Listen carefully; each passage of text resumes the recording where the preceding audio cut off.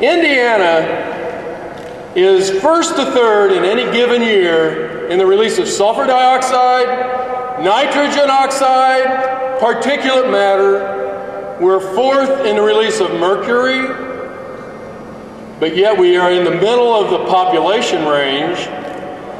A report that just came out last month from the World Resources Institute about coal and actually carbon in the Midwest shows that Indiana is nearly twice the average per capita in the release of carbon dioxide. Twice. Do we have that great a lifestyle here? Is it better than the lifestyle of those who live in California? Is it better than the lifestyle of those who live in North Dakota? Is it better than those who live in Vermont, Florida, West Virginia? No. We do it because we are the supplier of electricity for a good portion of the United States. We export this electricity so that others can have clean economic growth while we get their pollution. And what's the result of that? A kid in Evansville from 9 to 13 years old is 5 times more likely to be hospitalized with asthma than a kid in Fort Wayne. Why is that? Because we are surrounded by coal-fired power plants and Fort Wayne has none. Because Fort Wayne gets its power from Rockport, Indiana, in southwestern Indiana. And frankly, I'm here to tell you we're fed up. We're wanting to protect our health. We're wanting to protect our environment. We're wanting to protect our ecosystems. But are we even given a chance in Indiana? No, because they feel that coal is the traditional way of doing things, so that means that that's what we have to do henceforth. They don't even want to consider wind. They don't want to consider solar. They don't want to consider geothermal. They don't want to consider efficiency. Those are the ways of the future. Indiana is last. And in fact, Forbes magazine just recently did a survey of the greenest states in the Union. Indiana was 49th.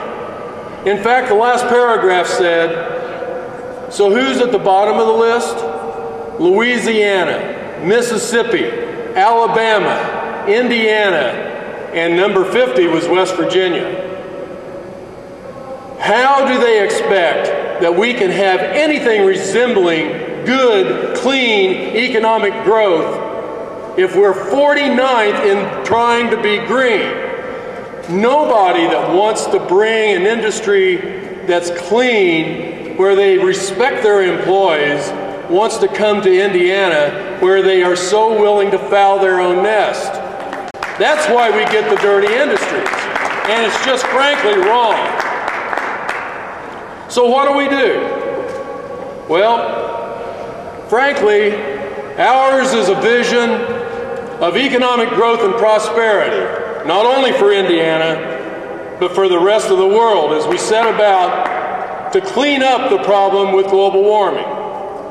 40% of the greenhouse gases that are causing global warming come from coal. Indiana is the largest producer of carbon dioxide from coal in the United States.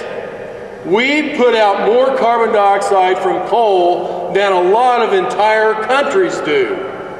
It's appalling. And most of that comes from southwestern Indiana, although southeastern Indiana has its share, as does northwestern Indiana.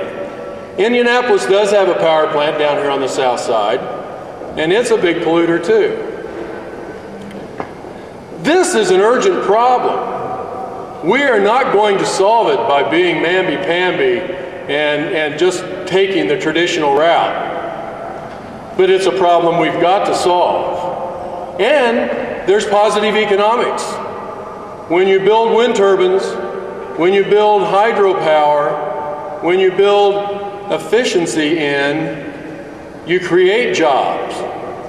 Why shouldn't the Whirlpool refrigerator manufacturer in southwestern Indiana, in Evansville, be put to work building energy efficient refrigerators for all the citizens of Indiana?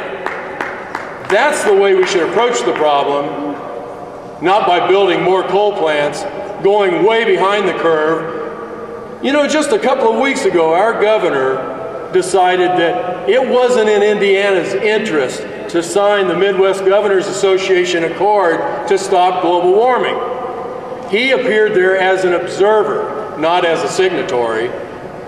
In that, they declared that they were going to increase efficiency by 2% a year from now on. But not in Indiana. We're going to increase our coal plant production and pollution by 2% a year instead, apparently.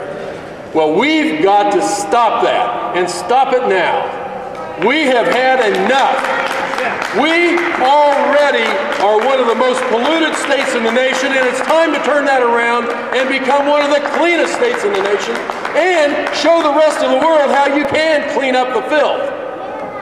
That's what we want to do. It's people like Mitch Daniels and some of our legislators and the IURC who are standing in the way of progress. And they need to be told so in a very loud manner. It's time to say, no,